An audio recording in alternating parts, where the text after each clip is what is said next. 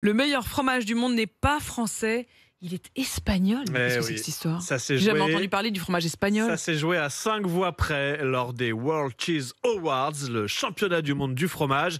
4000 fromages venus du monde entier, 250 juges experts. Et c'est donc un fromage espagnol qui l'a emporté. Olavidia, c'est le nom de ce fromage de chèvre à pâte molle. Une texture riche, séduisante et crémeuse. Une saveur ronde et chaleureuse. Ça donne envie comme ça. C'est en tout cas ce que dit le jury. Ça donne envie et ça s'est joué à 5 petites voix. Attendez, près. physiquement, il ressemble un peu à un Bria Savarin truffé. Qu'est-ce qu'il y a au milieu, là, cette petite ligne? C'est quoi?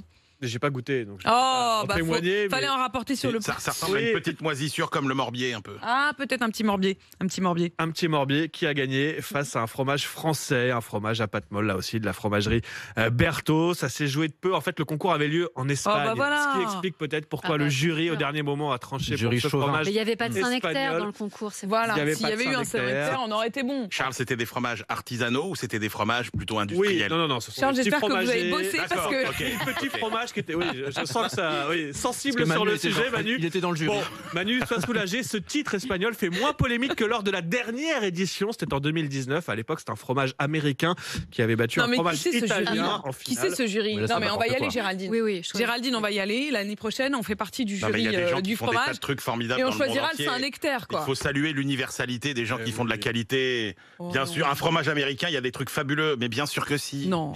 Moi, j'ai vécu aux États-Unis. J'ai mis 3 ans à faire une grande recherche du fromage. C'était comme une chasse au trésor dans un endroit où il n'y aurait pas de trésor. À un moment, au bout des 3 ans, j'en avais ras-le-bol du mozzarella stick.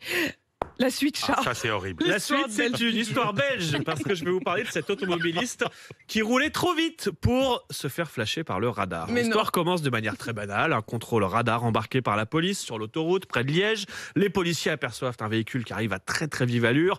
Le radar mesure la vitesse, 306 km/h. Problème, le radar de la police belge n'est pas homologué pour les vitesses au-delà de 300 km/h. Autrement dit, c'est juridique, au-delà de 300, le radar belge mesure la vitesse, mais ne flash pas.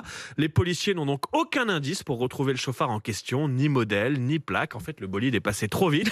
Et donc, le conducteur ne sera pas poursuivi, tout simplement parce que ça va c'est un TGV. C'est facile, il suffit de remettre ton régulateur de vitesse sur 306 et 305. Au-delà de 300. C'est presque une invitation à la voiture, elle y aille quand même. Faut avoir la voiture qui va avec. Donc on sait pas du tout ce que c'était cette voiture. A priori pas une Clio, mais c'est la seule information qu'on a. À moins que ce soit en pente.